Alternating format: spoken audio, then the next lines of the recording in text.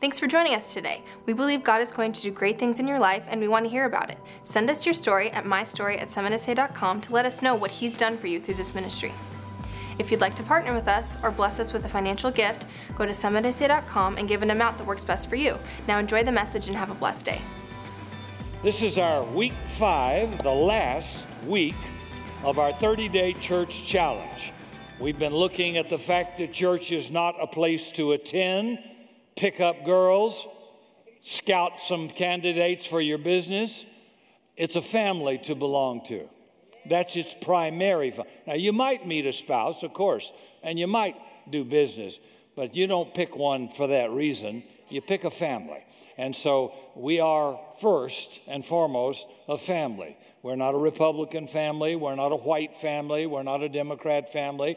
We're not a Hispanic family. We're a family where there's no Jew, no Gentile, no male, no female. I'm just quoting Scripture. I know that's a terrible thing to do. We don't want truth to get in the way of our prejudices, but that's the way Jesus found it. So we want everybody to feel a welcome here. We want it to be part of your family, not just our family. And all together we can make a big difference. So we said in week 1, we talked about community, about knowing and being known. You can't be known. People can't help you in your life. God could have a gift for you with another person, but it'll do you no good if you, well, I'm introverted. Well, then the cure is go connect. Holy cow. Well, I'm an alcoholic. Well, the cure for that is to get in an AA program and trust God's grace and power to deliver you. I mean, you can't just say I'm this and stay that way. You know, one of the dumbest things I ever heard is people say, well, just be yourself. Well, what if you're stupid? What if you're arrogant, selfish, manipulative, and stupid? No, you don't want to be yourself. You want to change. So connect with people. God has good plans through people that open doors that can solve problems in your life. So God said it's not good to be an introvert. It's not good to be alone. Now, if God said it, I'm going to believe it. So get yourself hooked up and connected somewhere. Week 2, we talked about worship. And God says in our time, our talent, and our treasure, the things that we do, it's not just clapping, lifting hands, and singing. It's everything we do is a form of worship. We do it unto the Lord. Week 3, we talked about spiritual growth through prayer and through God's Word. Just like we eat steak and potatoes, we eat God's Word, we grow strong spiritually. Week 4, last week, we talked about stewardship. That God has put in our hands talent, time, and money, treasure. And He holds us accountable as to how we steward what actually belongs to Him. So this is our last challenge. We looked at the 5 challenges of the church. And so here's challenge number 5, outreach. And we use as our text Acts chapter 2, verse 42 through 47. It says, they devoted themselves to the apostles' teaching, that's God's word, to fellowship, to the breaking of bread, and prayer. Everyone was filled with awe at the many wonders and signs performed by the apostles. All the believers were together and had everything in common. They sold property, possessions to give to anybody that had a need. Every day they continued to meet together in temple courts. They broke bread in their homes, that's communion. They ate together with glad and sincere hearts, praising God and enjoying the favor of all the people. And the Lord added to their number daily those who were being saved. Notice that last verse. And the Lord added to their numbers daily those who were being saved. So my question is, how do you suppose that happened? I mean, certainly there was a magnetism to this early church by their devotion, their unity, their generosity. The fact that no other religion on earth at that time allowed women entrance, allowed Jew or Gentile to be together. It was unlike anything ever seen on the face of the earth. But nobody would have known any of that unless the members of that church had gone out and shared that with the friends and brought them into the church. Nobody in today's culture in America, according to Barna's statistics, is out looking for a church to attend. Churches that are growing grow because members go out and bring their friends. That's how the dying churches have a sign up, everybody welcome. But ain't nobody there. What a dumb thing. No, I had a nice halibut fish last night, but it was an amazing truth for me to discover that fish did not swim into that restaurant. Somebody sent a boat out to get that fish to bring him into that restaurant. And you're going to have to we have to send out boats, which are us, and every other outreach we can think of, to touch people who are far from God, to bring them in. So there's no connection more important and more effective than you. People are not drawn in by signs or brochures, but by people. And so that's why I bring this, because that's the challenge to us who are believers. So I'm calling this session Lost and Found, Reaching Out to Your Relational World. Now we go to Luke 15. Luke 15, the first 10 verses, and Jesus gives 3 parables.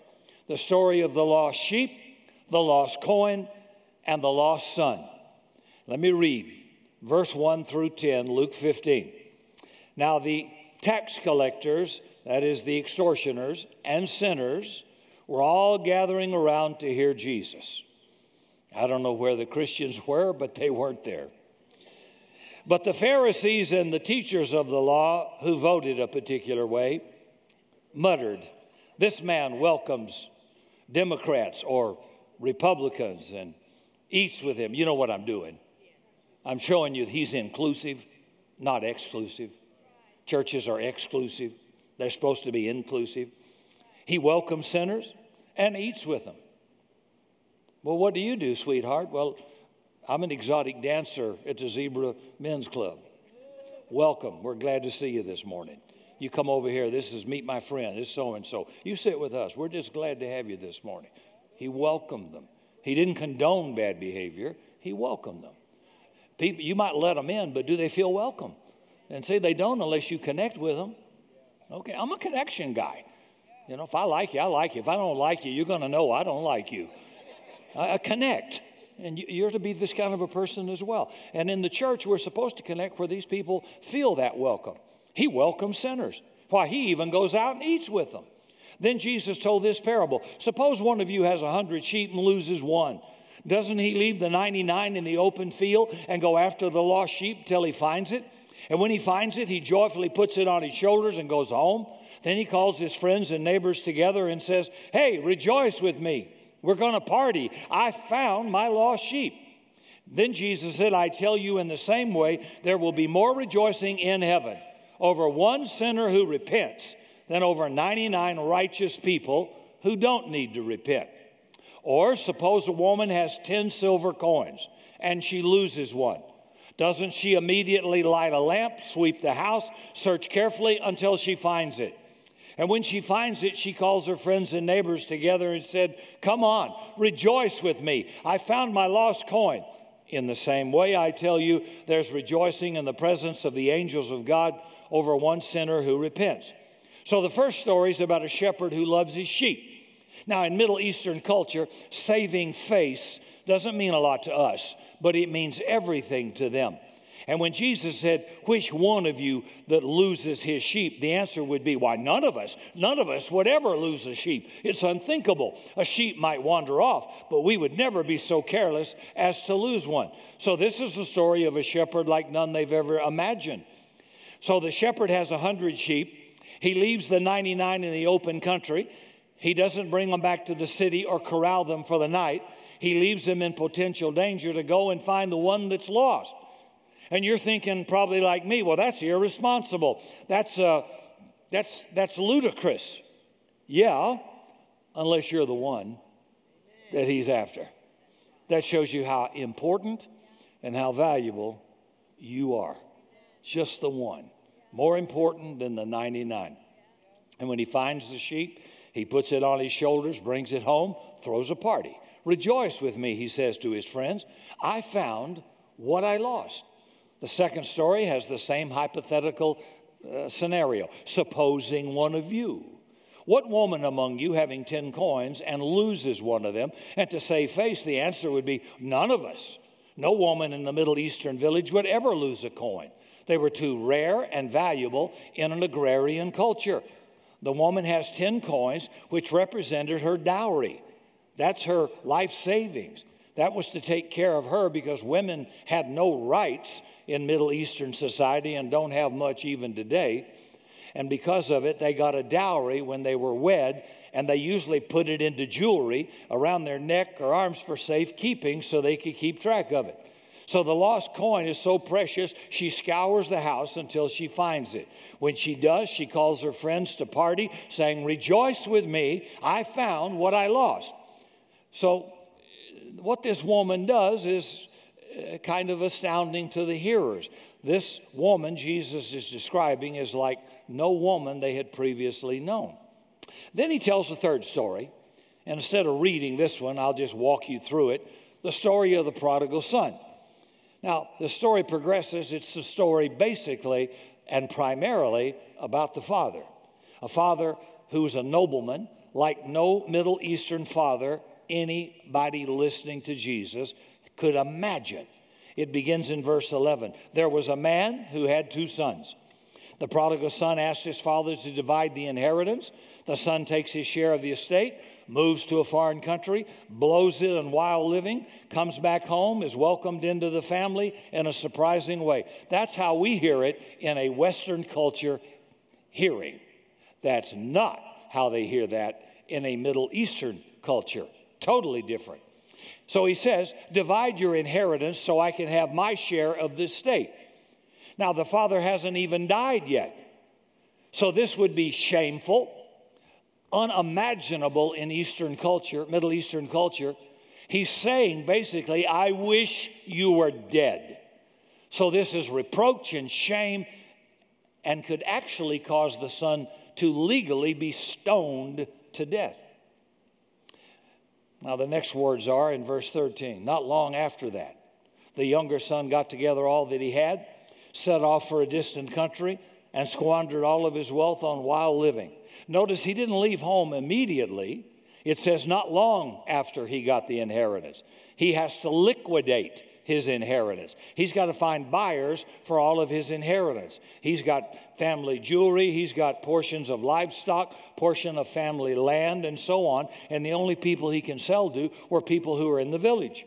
So Jesus is telling this story, and the listeners are imagining this brash young man going from door to door, trying to liquidate the family estate. What a shame and a disgrace, they're thinking.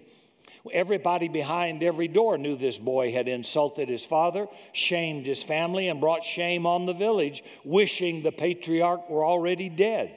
So he's disgraced the village, disgraced his father and family. Now he's doing the unthinkable, selling off all the possessions that have been in the family for generations. Now the son is starting to feel the heat as the scorn of the villager starts to mount, and he feels pressure to get out of town. He leaves as soon as he sells the last of the possessions. Now the villagers are openly agnostic towards him. They hate him. They want to kill him, spit on him. They want to do him harm. Now, as soon as all transactions are completed, he heads out of town to the far country, and it's in the faraway country that he descends into his own personal hell. The text says in verse 13, he squandered his wealth in wild living. He wasted it in plain sight of the citizens of this faraway country who are also Middle Easterners. They're unimpressed with this rebellious, frivolous young man who's now out of money. Now, the polite way in Middle Eastern culture to get rid of somebody who's hanging on you don't want isn't to come out and tell them to go home. It's to assign them a job, a task you know they'll refuse. So when this son asks for a job, one of the citizens offers to make him a pig herder. And as a Jewish boy, that's a job he cannot accept. Pigs are unclean, according to the law of Moses. And they have to be fed 7 days a week, which meant he couldn't keep the Sabbath. So to everybody's surprise, the son accepts the unacceptable, this job. But it's terrible. It doesn't pay enough even to keep him out of hunger. So in this hole of self-pity, he starts to think honestly. He comes to himself. He's thinking a little bit rationally now. He knows there's no life for him where he is. He can't go home to his father. He's insulted and shamed him. He's a failure. He has nothing to offer the father. And Middle Eastern sons were supposed to provide for their fathers in their old age, not live off of them. And all the kids in here ought to be listening up real good. We've been carrying you long enough. And your responsibility is to look after us in old age. Remember, they didn't have Social Security or pensions or retirements at all. So now the prodigal's thinking, I can't go back home. I can't get to live in the family house as a son. But just maybe I could go home and ask for a job as a hired servant.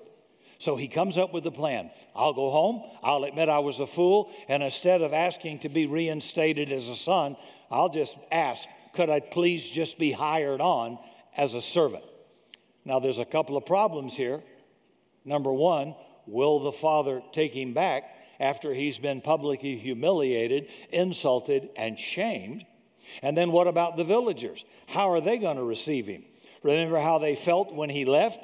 He had disgraced them all in the village by his shameful behavior. You add to that, he's lost all of his money to despised Gentiles, and the prodigal has no solution for placating the villagers when he gets back home. He's going to have to endure their shaming as he walks through the town on his way to his father's house. But to the father's house he decides to go. And this is where the father comes into the story full force. Remember, this is a story about the kingdom of God. This is a story about the grace of God. And this father represents our heavenly Father. Now, the father knows two things. Number one, this immature, shameful, repulsive son is a flop. He's going to fail. Daddy had no doubt about it. He knows that even if the son comes home, he'll probably not be a successful CEO, but more likely a beggar. The second thing the father knows, villagers are not going to treat him well. Since his departure, sounds like church, doesn't it? Since his departure, all the townspeople have told him openly and repeatedly he should never have granted this inheritance in the first place. This son is a shameful rascal and deserves death. So he knows if the son ever does return, the first person he passes coming into that village is going to spread the word. The crowd will gather. They will spit on him. They will mock him and perhaps stone him. He knows that that son, in order to get home, is going to have to endure the scorn of the crowd with every step he takes through that village. The father knows it. So when the son returns, the father does 5 things that would be considered outrageous, shameful, degrading in Middle Eastern society. Number one, the first thing the father does, he runs. Now, when word comes to him, his son has been seen on the outskirts of the village, the father runs to him. Instead of letting the son run the gambit in the village, the father runs the gambit for him. That's an outrageous thing because no Middle Eastern nobleman with flowing robes ever runs anywhere. It's disgraceful. But he lifts his robe, exposing his ankles. And in our culture, you've got to remember, in their culture, this would be disgraceful. So he lifts that robe, exposes his ankles. He runs down the road through the village in front of the villagers. He's humiliating himself. Aristotle, the Greek philosopher, said, great men never run in public, but the Father does. And Jesus explains why in verse 20. But while he was still a long way off, the Father saw him and was filled with compassion for him. So the Father has compassion. That's how he feels about his children. That's how God feels about you. This is a picture of our God, of his grace, of his love for you, that everybody matters. He's totally motivated by the love for his wayward children. Now, as the father runs through the village, he knows he's creating a spectacle. He knows what he's doing is going to attract a crowd. He knows that they're going to talk about his humiliation in the village for the rest of his life. But he cares more about his son than he does about his reputation. Do we care more about God's people that are lost, far away from him, or that have for some reason gone astray, than we do our reputation as a church? The crowd Jesus came to, the religious crowd says, oh, they labeled him. Oh, he eats with sinners. He's a friend of sinners. I love, bring it on. I want to be known as a friend. Oh, he He had who speak? Didn't he vote Democratic or Republican? Can't you put this into your own cultural perspective to see he's blowing it out of the water? He doesn't give a rip about his reputation. What he cares about is his kid. And if he cares that much about people, I ought to care that much about people. You're more worried about what they do or their past. Oh, she's been married 3 times. Well, thank God it wasn't 5. Let's see if we can get a keeper here. Right? Hey, lighten up a little bit, okay? I hate to carry this whole thing by myself. I want you to get in this picture and think with me to make this real, because it is real. The Pharisees and all the religious crowd are listening to Jesus tell this, and they're blown away. They're completely stunned. It's unthinkable to them. Now imagine this from the son's perspective. He knows that to get to the Father, he's got to go through that town, and he knows that town hates his guts. He knows there's no way he can get to Father without enduring their scorn. But he has to get to the Father if he's going to become a servant. So he sets his jaw and he walks the last few miles towards the town. Sure enough, somebody sights him. Word starts spreading. People are going to gather. He's about to endure the worst moments of his life. As he comes to the edge of the village, he expects to see rocks and jeers and angry faces. Instead, what he sees coming towards him is his father with his robe pulled up, exposing his ankles, running towards him. And to his utter amazement, rather than experience ruthless hostility that he deserves for what he's done, he finds a visible demonstration of the love of his father. Now, the second thing the father does when he sees the son is he kisses him. And in the Greek, it's repeatedly kissed him. If you've ever watched the news, even to this day in the Middle East, men we shake hands. They kiss each other on the cheeks. And fathers hug their sons and kiss them repeatedly on their cheeks. They don't French kiss them, okay? They kiss them on the cheeks. That's the culture. And he's just kissing repetitively this lost son that's come home. They're embracing eye to eye, shoulder to shoulder. Daddy's got him wrapped up. Now, in his mind, this son has been picturing himself coming home and abasing himself. He had rehearsed this scene over and over. First, he'd kiss the father's hand as an act of submission. Then he'd kiss his father's feet. But the father won't let him. He's put his arms around him, and he's kissing him on both cheeks. The son can't bend. He can't stoop. He can't get over. He's caught in his father's arms. All he can do is accept the father's unconditional love. Now, he'd been planning this reunion speech for a long time before he got home. Verse 19, he said, I will set out. I'll go back to my father. I will say to him, Father, I've sinned against heaven and you. I'm no longer worthy to be called your son. Make me just one of your hired men. That's his plan. Now look at the speech he actually gave as the father is holding him. Verse 21, the son said to him, Father, I have sinned against heaven and against you. I'm no longer worthy to be your son. Something's missing from the speech.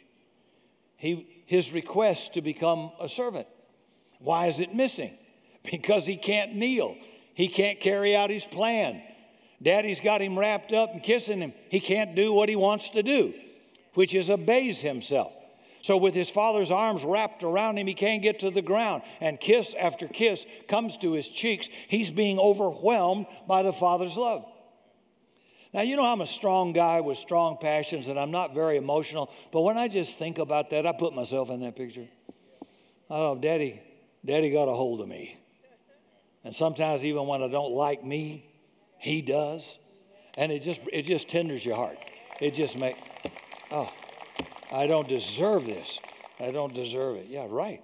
So a lot of people stay out of church because they've been preached to wrong. They've got a bad theology with a mean God. And Jesus is trying to break that Old Testament image by showing them what he's like.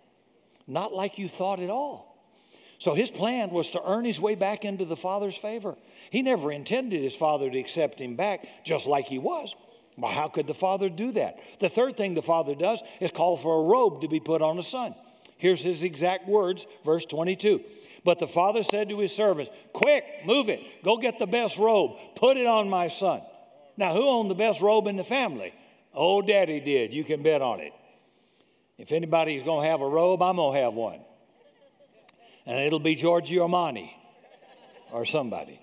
The father and son are standing on the edge of the village. The father wants the whole village to know he has accepted his son.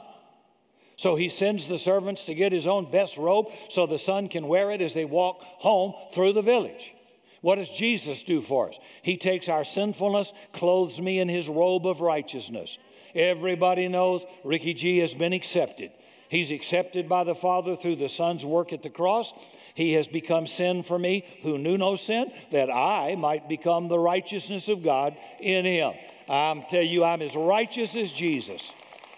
Now, don't ask my wife, but ask God, and he'll tell you, yes, he is. He legally is. There's a big gap between what I am legally and what's working. I think over the years it's gotten closer, but it'll never be perfect. But you get a picture of this. So that's letting everybody in town know, this is my boy. He's accepted. Don't mess with him. The fourth thing the father does, call for a ring and sandals. Now, the ring was a signet ring. The father would use that to sign legal documents. It would compare to a Visa card or American Express.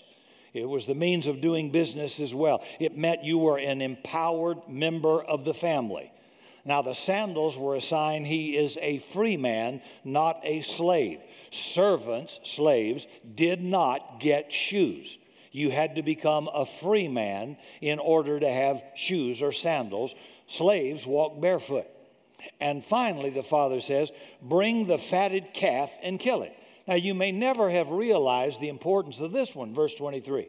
He didn't bring a fatted goat or a chicken or a sheep, but a big old cow, a big fatted calf. Why? Because it had enough meat on it to feed the whole village. Do you see what the father's doing? He's inviting the whole village to share in his joy.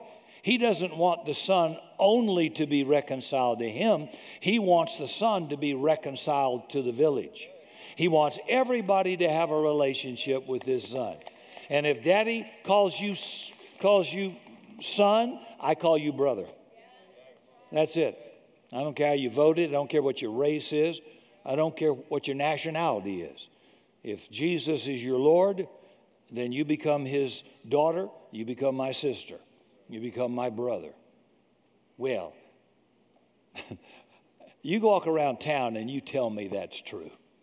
It is not true. It's true biblically, but it's not true experientially. We got country club churches. We got Democrat churches. We got Republican churches. We got white churches, black. We got everything but a Bible church. And that's why I don't fit in very good, and I know it. And you know, I don't care. I didn't take this job because I care. You know, I'd much rather.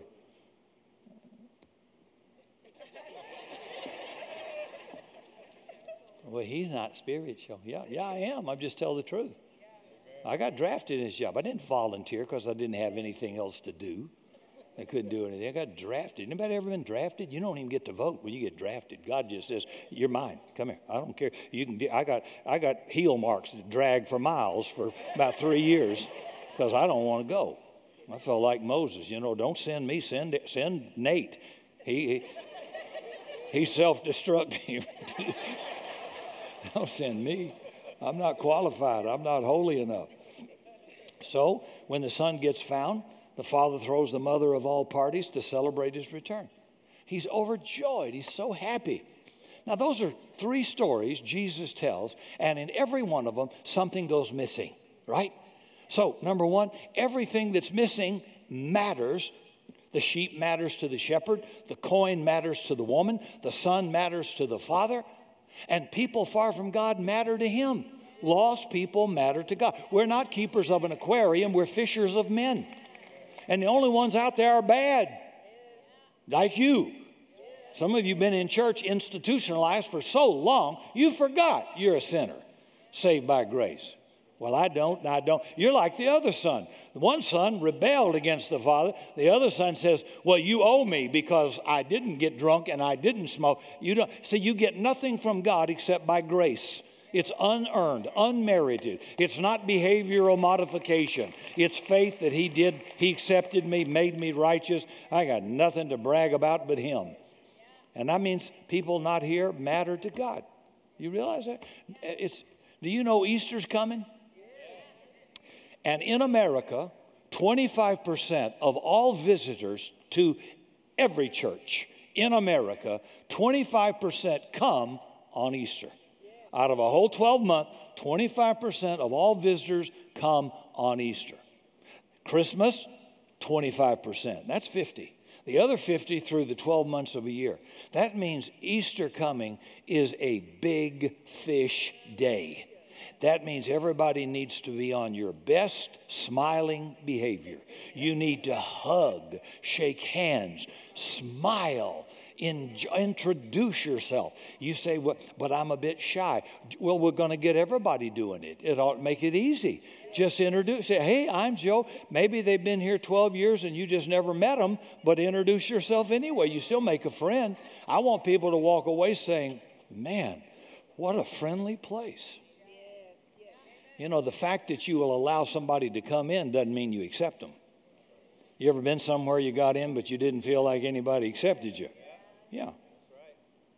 I need to say this, it's more so for African American than for Hispanic. But in my African American community and the big makeup in this church, I tell my white friends all the time, I says, if you want to know how it must feel to them to go to a white church, although we're not, I said, then you need to go to an all-black church and then feel the feeling. So don't you want them to make you feel love and acceptance? Wouldn't I love it if some of my brothers, African American in that church, come over and hug me and say, hey, man, and I just suddenly, I didn't feel like I'm being stared at like an Oreo cookie. I feel like they're going to be nice to me. Well, I want my African American friends that keep coming, I want them to know you're as much valuable here as anybody, any white cracker or anybody else, just as much so. But I want you to get out of your little cultural box and feel uncomfortable occasionally so you realize how to overcome that for somebody that comes from a different background here. See, I don't want people to drive by and they say, oh, that's a rich church. I've heard that one. Somebody tell our accountant that. Okay, I'd like to know. That is not true. But it's amazing how people will label you. Some of my African-American friends told me that some of their, a pastor on the east side says, oh, you go to that white church. See, label. Now, I go to a darn good church. It's hot. It's alive. It moves. It shakes. It'll scare you. It's dangerous. White ain't got nothing to do with it. By the way, black dead's just as dead as white dead. Right? Come on, y'all not too good. I watched the movie the other night, White Men Can't Jump. I'm going to make a new one. White People Can't Shout. You know, I've got a little bit of shouting in here because it's true. I'm just trying in many ways to get you to feel why it's so important to go out of your way to take a few extra minutes to make people feel like they really are welcome. And just out-friend them. You'll never hurt anything like that. That's a wonderful thing. Secondly, whatever's missing warrants an intentional search. In each case, what was lost gets searched for diligently, found and reclaimed. And third and last, reclamation brings rejoicing. The shepherd, the woman, and the father all throw parties out of pure happiness that what was lost is now found. So Jesus is saying missing things matter enough to warrant an intentional, diligent search. Find everyone who's missing and bring them to me. That's what Jesus is saying. I don't care what their occupation or past is, bring them to me. We're not looking for nice people. We're looking for anybody. Jesus said, go out in the highways and hedges. Compel them to come in that my house may be filled. And I pray to God I can live to tear down that fireproof wall up there. We got 2,500 seats behind there. I want to see every seat full. I know it's a valid dream, but it won't happen by people driving by a sign. It'll be people bringing people to joy, excitement, and acceptance. And listen, I am honored at the different groups races, and cultures that come here. And you'll notice it's not just me saying it. It's on our worship team. It's on our elder board. It's on our staff. It's all mixed. We are one mangy old scrawny dog, aren't we? We're just what breed is he? Well, he's all mixed. We don't know. And we're all mixed. And that was the New Testament. It was all mixed. And boy, that just ticked off the religious people. And so I love it. I love a little controversy anyway. As long as it's biblical, I like a little bit of controversy because I'll stand on truth. So he says we've experienced firsthand, you and I, being lost, then being found, and being shown undeserved love, acceptance, and forgiveness. You get judgmental, you forgot where you came from. You forgot. You got the same grace we need to share with other people. And if you could be as wicked as this boy and see a father shame himself so bad that he's willing to degrade himself to get his boy, God says, that's how I want you to view people at Walk-In Summit. Just like that. Lift your robe. Now, sorry, your dress, but lift your robe and show your ankles, not your thighs, and move towards those people. I'm giving you a visual picture here, okay? One final challenge is to care about what Jesus cares about. Do something shepherd-like, woman-like, or father-like to bring missing in and invite them home. So here's two options this week. Pray an 8-word prayer. God, give me your heart for lost people. Give me your heart for lost people. That takes you about 8 seconds. It's powerful. It could change your life. And it could help you to recognize an opportunity. And then second, share your faith with somebody. You don't have to be a theologian. You just tell your story. Hey, I was blind. Now I see. I was in my third marriage. Life for me was spiraling out of control. I was all focused on being successful or wealthy. And I met someone. They took me to church, introduced me to Jesus, and my life has been transformed. It's been changed. See, nobody can argue with your story. They can argue with theology. They can argue with doctrine, but they can't argue with you, your story. This is who I was. This is what I was doing. This is where I was. And this is what happened. And they go like, wow. I have a dental friend, a dentist, who I like very, very much, very skilled. And I'm laying in the chair. And naturally, why do dentists want to talk when they put 3 things in your mouth? Sucking and noise and squirting water. And they want to talk like you can carry on a conversation. But I'm laying back in the chair getting my teeth cleaned and checked or whatever. And he's the first time I ever met him, and he's getting my life story from rock and roll to commercial piloting and military. And what do you do now? I said, well, I pastor a church. And he just stopped what he was doing. He said, how did you get from there to there? I tell my story. I just tell my story. And he went, wow. And it's particularly good if they actually like you. That helps. That helps a lot. But they're listening. So you never know what kind of a door that might open. Share it. That means this week's reading in your 30-day challenge workbook, you're going to come across a simple method for explaining Christianity called the bridge. And your challenge is to do that this week. Let's bow for prayer. You've been a great crowd today. I think you got the message. Lost things matter to God. Lost people matter to God. His value for those people has not changed regardless of their behavior any more than the father's love for that kid changed because of that kid's bad behavior.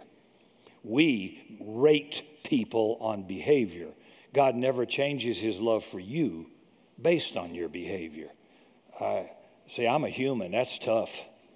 But for God, it's a God thing, which makes him so attractive. No religion on earth can compete with that grace. Nobody. Every other religion, you got to earn it. With Christianity, you receive it. Just like the prodigal. And out of humility, you love the Father, you serve the Father, but what you got came undeserved and unearned. Thanks for joining us today, and may God richly bless you. For more information on Summit Christian Center, visit summitsa.com.